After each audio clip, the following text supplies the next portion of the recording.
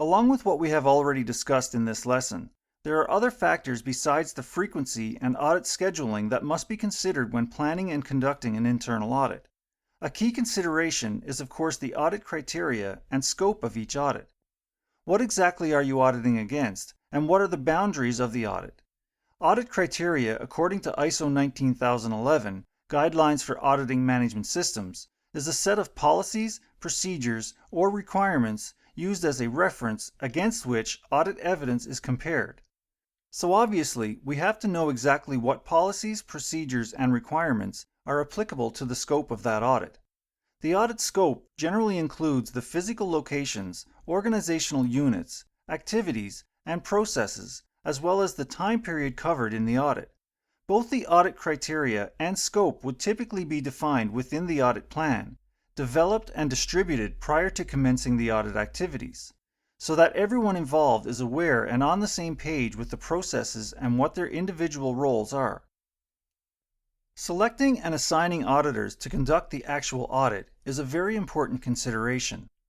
It's important to note that audits can be performed by any individual within the organization as long as they have been adequately trained on the process. Internal audits do not have to be performed by an ISO certified auditor. What's most important is that the auditor possess the competence needed to achieve the audit objectives, and that a level of impartiality and objectivity are maintained. This of course means that you would not assign an individual to audit his or her own department, or that is known to have a close personal relationship or conflict with the auditee. The findings must be based on facts and observations, and backed up with impartial evidence. Having multiple personnel within various departments or work functions, trained and competent in the audit process, available when necessary, would be a good way for the organization to meet this requirement. The audit process is meaningless unless the results of the audit are communicated or reported to the relevant management personnel who can take the necessary steps to improve the system and the organization's operations as a whole. It is vital and now a requirement of ISO 9001:2015 that management be aware and play a leading role in the health of the QMS. Results from the audit processes provide the best indication of how well the system is performing and what areas need additional attention. In fact, audit reports are one of the necessary inputs required in the management review process, which we will discuss in detail coming up.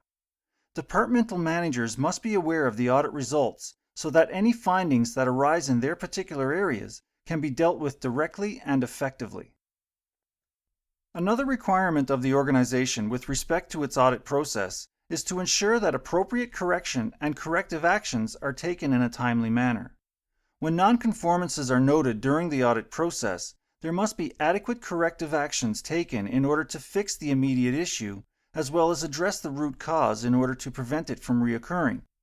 ISO states that corrective actions must be carried out without undue delay. This does not give a specific timeline for corrective action. This is because all corrective actions are different, and some will require more time to complete than others, depending on the complexity of the issue and the steps required to correct it. If the corrective action is relatively simple to complete, then it should be done as soon as practicable after the audit report has been released. If it requires an ongoing process for effective corrective action, an action plan should be developed to show the progress and steps being taken that will lead to the eventual correction of the issue. And the last requirement to be considered is the retention of documented information as evidence of the implementation of the audit program and audit results. Remember, retention means records. What has been done? What has been identified, both positive and negative, during the audit process? Remember, audit reports and results are a key input into the management review process, so it is essential that adequate records be kept for review.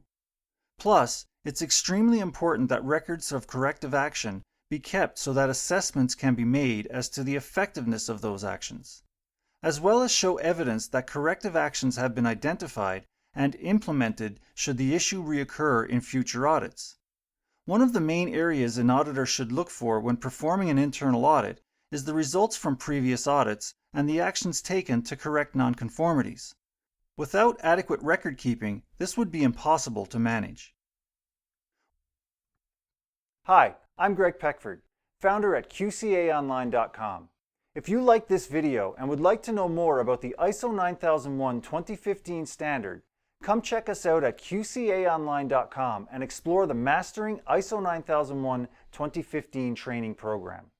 This online training program consists of 10 lesson modules containing over 60 individual video lessons, downloadable slide decks, word-for-word transcripts, and MP3 audio files.